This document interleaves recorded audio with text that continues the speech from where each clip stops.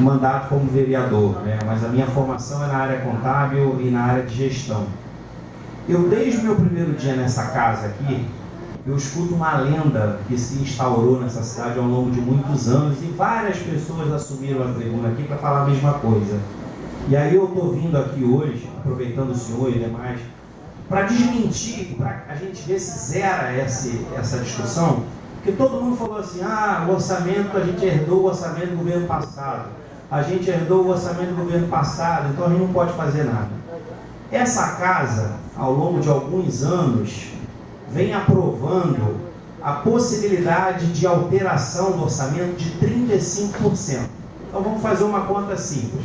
Meu orçamento faz de conta que é 1 milhão. Desse 1 milhão eu gasto quase 500 milhões com o pessoal. O pessoal não se mexe, ninguém deixa de pagar salário, a menos que mande embora. Então, 35% de 1 milhão eu tenho 350 milhões. Eu posso mexer, tirar de um lugar, botar onde eu quiser. Não aumenta o número. E aí, se eu tiro 500 para pessoal, me sobra 500. E aí, desconto ali despesa de capital e suma. O governo que entrou ano passado, os últimos ao longo de todos os anos, pode fazer o que quiser no orçamento, porque essa casa, ao longo de muitos anos, deu um cheque em branco para o Poder Executivo, fazer o que o Poder Executivo quiser. Então essa desculpa de, nós pegamos o orçamento do governo passado, a gente não tem como fazer, isso não cabe. Não cabe.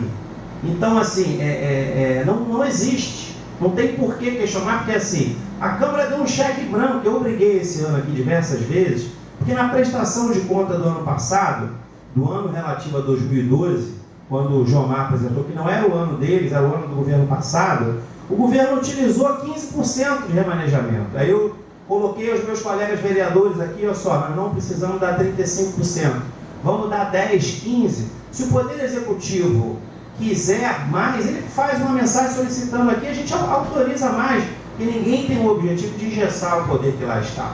Só que a emenda que eu propus foi voto vencido, e para esse ano foi aprovado novamente 35% para o governo fazer o que ele quiser. Eu costumo dizer que é assim, gente. Eu, no ano passado, eu fiz aqui 5 audiências das diretrizes orçamentárias, 5 audiências do orçamento. Sabe para quê? Para nada. Porque eu fiquei aqui e coloquei isso para o presidente, fiz papel de palhaço. Porque o secretário, alguns secretários falavam no corredor assim, eu vou lá audiência nada, daqui a pouco a gente manda lá 35%, a gente faz o que a gente quer aqui. A gente brinca aqui com aqueles vereadores ali, faz o que quiser. E eu tentei colocar isso para os meus colegas, mas infelizmente fui voto vencido. Aqui é a casa do povo, aqui tem uma representação de 27, onde de forma democrática a gente decide aqui o futuro dessa cidade. Então, eu tenho colocado isso para vários colegas, eu só esquece, isso não existe. Da mesma forma que assim, a gente muitas das vezes não pode culpar a janela pela paisagem. O senhor falou muito da questão dos conselhos. Os conselhos, ele é constituído de todos os segmentos. Se a sociedade não participa, se os vereadores não participam, não fiscalizam as instituições, por isso fica essa zona. Porque o que o Poder Executivo quer? E a regra clara, quero botar gente minha lá para permitir que eu faça tudo o que eu queira. É assim que as coisas funcionam. E não dá para a gente ficar aqui tapando o sol com a peneira.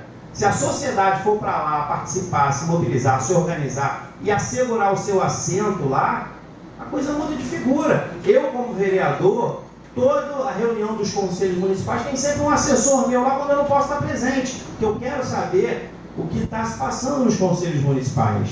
Só que assim, a gente não pode exigir que cada um tenha um livre-arbítrio para fazer o que quiser.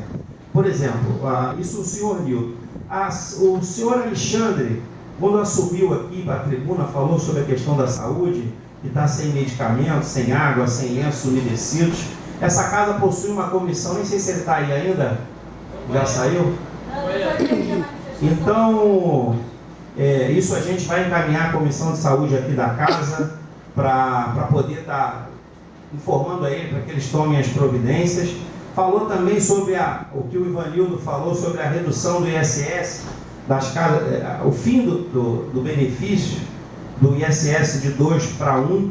Isso foi uma das coisas que eu questionei aqui junto ao projeto de lei que acabava com essa isenção, porque saúde é uma coisa que cada dia se torna mais necessário para a gente.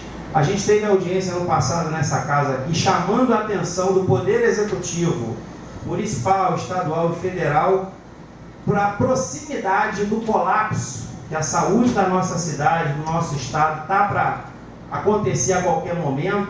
Infelizmente, nós ainda não vimos nenhuma política voltada para acabar com isso. Entendeu? Então, eu gosto muito aqui no meu mandato, tenho deixado claro que eu não estou aqui para falar o que vocês querem ouvir, para falar a verdade na maioria das vezes, porque eu acho que as coisas têm que ser claras, para ninguém amanhã ou depois dizer, eu não sabia, eu não soube, ninguém me avisou, ninguém nada. Uma outra coisa que o Alexandre colocou aqui, outra coisa, a redução do ISS, quando veio para essa casa, veio aqui um subsecretário de tributos, a alegação que ele fez foi que o mínimo, a alíquota mínima que pode existir, de acordo com o Código Tributário Nacional, seria de 2%. E essa foi a justificativa dele. Eu pedi até a minha assessoria para confirmar isso, porque 1% não poderia. Então eles levaram para 2% novamente. A questão do mercado ambulante clandestino, que o Evanildo falou e o Alexandre também, aqui a questão da ocupação do solo público. No ano passado, ou melhor, no governo passado, que eu participei, meu amigo Gevô aqui também, e o que aconteceu? Eles fizeram uma besteira de estar entregando uma praça que era pública, que era nossa, para uma iniciativa privada. Isso tem sido tema na cidade, de audiência, na justiça, todo mundo aqui questionou, vários integrantes do governo que aí se encontra, esteve aqui várias vezes questionando isso, brigando, e eu também sou contra isso, porque eu acho que o que é público é de todos, não pode ser pego e dado para um grupo selecionado de pessoas. Então a gente bateu nessa tecla o ano todo, vários responsáveis aqui do governo passado teve aqui, e aí esse ano o que o pessoal fez? Qual praça que o senhor está citando? A Praça do Alcântara. Pátio Alcântara. E aí o que aconteceu? Esse ano de novo o governo que aí fez a mesma coisa. Entendeu? Pegou um espaço público e determinou para um número limitado de pessoas. O que é público, você não pode pegar e vai ser desse grupo aqui, vai ser daquele grupo ali. O que a gente precisa realmente é de uma política pública para ordenar a nossa cidade. Não podemos mais fingir, tem que encarar de frente, é um problema que não é fácil. Hoje a gente tem um centro de São Gonçalo aqui mais ou menos organizado, com exceção dessas duas novas medidas que foram feitas, que eu também discordo. Não sou contra o comércio ambulante, mas eu acho que tem que existir uma política pública para absorver essas pessoas e não pegar para cumprir um compromisso que foi feito lá atrás e fazer de qualquer jeito. Então a gente precisa fazer política aqui com P maiúsculo, e a gente não pode entrar nessas questões, não pode cometer os mesmos erros do passado. Eu deixei claro a minha posição aqui ao longo desse ano, que tudo que for bom para São Gonçalo é bom para o vereador Marco Rodrigues. O que não foi bom, eu não vou estar junto. Votei junto com o governo em todas as ações que eram boas para a cidade, mas o que não for bom eu me reservo no meu direito de votar contra. E aí, como aqui é uma casa democrática, prevalece a maioria. E aí a colega que veio aqui falando também de maior divulgação nas audiências e nas sessões, eu concordo em gênero, número e grau. Todo gonçalense, todo membro do Poder Executivo, do Legislativo, tomou ciência dessa audiência, como determina a lei que foi pelo Diário Oficial do município. Se hoje as pessoas não têm aqui, é em função de algum compromisso, em função de alguma coisa. Eu costumo dizer, quando as pessoas ligam para mim ou me convidam, eu não atendo o telefone por dois motivos. Ou porque eu não quero ou porque eu não posso. Das duas, umas. Então, hoje eu tenho a certeza que as pessoas que não puderam estar aqui devem ter tido um outro compromisso e por isso não estão aqui. E nós, esse ano aqui nessa casa, até cobrei hoje a direção da Câmara, a presença aqui da TV Win, que hoje essa Câmara, todas as sessões legislativas do Poder Legislativo a partir do ano de 2014 estão sendo transmitidas na íntegra no dia seguinte no site da TV Win e parece que no site da Câmara aqui, correto? Outra questão que a senhora colocou aqui também, com relação à questão do concurso público, né, que é a contratação de funcionários não comissionados em detrimento aos concursados. O princípio da administração pública é que a gente tenha um número 80% efetivos, para você ter mais ou menos uma base, e 20% comissionado. O governo passado, quando eu estava no governo passado, eu assumi tendo que cumprir um termo de ajustamento de conduta, que era para reduzir o número de funcionários comissionados, porque nós tínhamos quase o mesmo número de comissionados, o mesmo número de efetivo. E aí o que foi sugerido? Faz concurso público, faz terceirização e depois reduz o número de servidores de 4.000 para 2.028. Tive com o prefeito Nilton Molina em abril do ano passado. Tive com a secretária de administração algumas vezes, informei sobre isso. Até hoje, estou para ir ao Ministério Público para saber o porquê que não foi reduzido ainda o número de cargos comissionados, que precisa ser reduzido para atender. Porque como demonstrou aqui ó, o Gilmar esse ano, se não tem o excesso de receita, né? Se não tem um excesso de receita esse ano, o município não tinha extrapolado o limite prudencial. Nós estamos com 51,13. E sabe o que eu estou pensando? O prefeito prometeu 68% de aumento para a educação. Como é que vai dar com esse limite estourado? Porque nós não temos ingerência, o prefeito não tem ingerência na receita do município, mas na despesa ele tem. Então ele tem como reduzir a despesa para poder atingir. Porque se bobear em março e abril, você pega o jornal todo dia, estão chamando os novos concursados, estão chamando os novos comissionados, então a folha vai explodir. O Gilmar vai pagar uma conta que não é dele. Eu costumo dizer que o controle interno e a fazenda, o controle interno registra, a fazenda paga. Mas eles não são responsáveis, até eu brinquei com ele aqui, você vai pagar uma conta hoje que não é sua, porque a função dele é outra. Né? Então ele acabou tendo que vir aqui justamente para pagar por uma coisa que não é dele. E aí, uma outra coisa aqui, só para seguir a linha aqui, para a gente não deixar ninguém. Concordo com o Antônio Magno, a propensão em débito é crime. Se você retém o desconto, o valor do funcionário e não contribui, então isso tem que ser penalizado.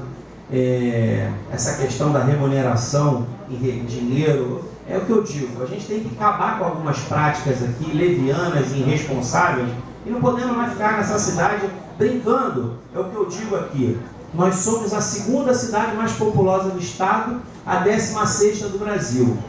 Mas nós brincamos aqui de fazer política pública, sabe? Não é de hoje, não. Estou falando, o prefeito está entrando agora, a gente não pode crucificar ele por todos os problemas da cidade. Mas ao longo de muitos anos, sabe? A coisa não anda, a coisa não evolui, a coisa não funciona. Com relação ao que o Vanildo colocou aqui, com relação ao setor produtivo, eu concordo em gênero, número e grau. Quem gera renda dentro da cidade é o empresário.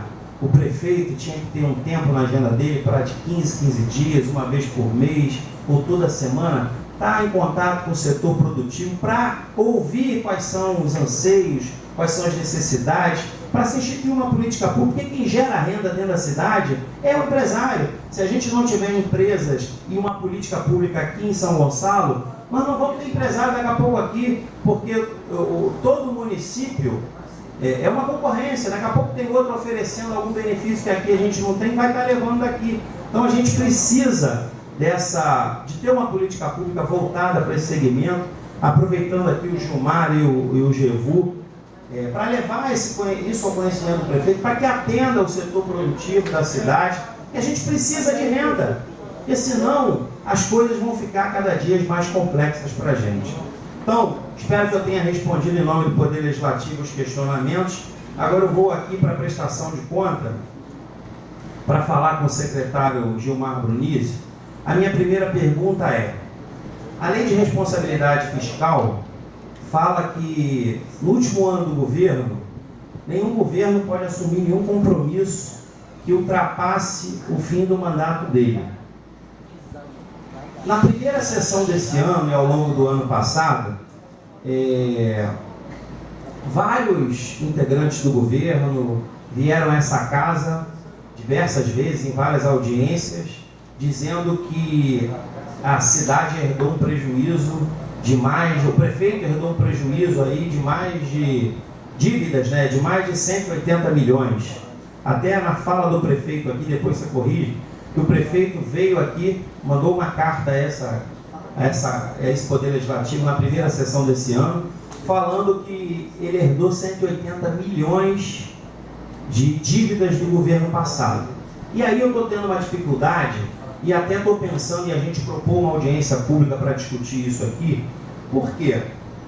Se existe a lei de responsabilidade fiscal que não permite que o governo que está saindo deixe dívida para o governo novo, como é que a gente herdou 180 milhões de dívida? E aí, eu quero saber se isso é verdade e quais foram as medidas para a gente estar acionando os governantes anteriores dessa cidade para que tome as medidas, para que o Ministério Público, o Tribunal de Contas, tome as medidas pertinentes. Porque se eles deixaram essa dívida para o governo que aí está, a gente não tem que tomar as medidas necessárias porque não fizeram de uma maneira correta.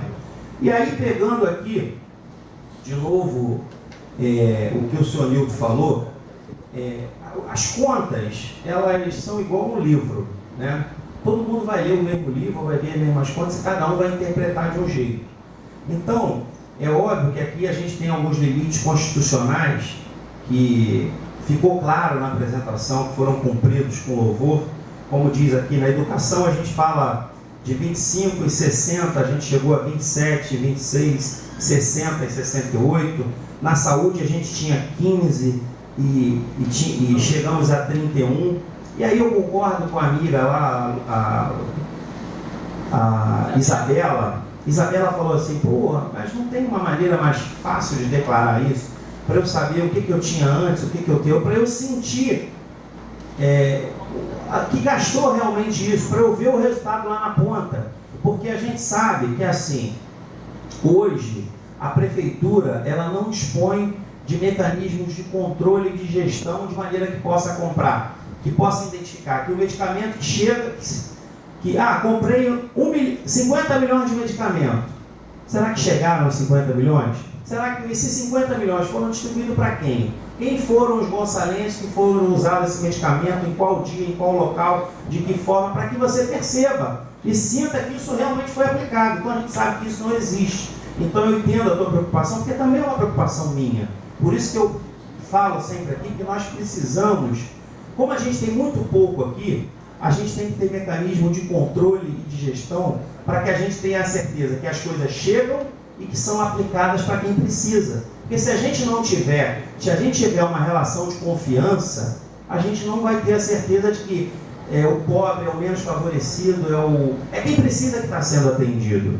Então é uma das coisas que eu espero que esteja no planejamento do prefeito, que precisa muito, e essa cidade vai ver que o pouco vai ser dividido para muito mais se a gente tiver mecanismos de controle e de gestão. E aí, essas contas que foram apresentadas aqui, se a gente estivesse falando de uma empresa privada, era o sonho, era o colírio de todo empresário. Porque, eu previ uma receita de 100%, tive 107%. Aí previ uma despesa de 100, tive 87, é o melhor dos mundos, sabe? E aí, eu queria também que o Gilmar, nessa tarde aqui, pudesse explicar para a gente também como é que se deu esse aumento de receita, porque a gente pôde perceber aqui que o aumento maior das receitas, e aí não foram receitas do dia a dia do município, né? Só para vocês terem uma noção, a receita que mais aumentou no nosso município foi a receita de transferência corrente, que aumentou dos 80 milhões a mais que nós tivemos de receita, 75 milhões foi fruto de receitas do governo do estado, do governo federal, de outras frentes. Então, eu só queria entender como é que isso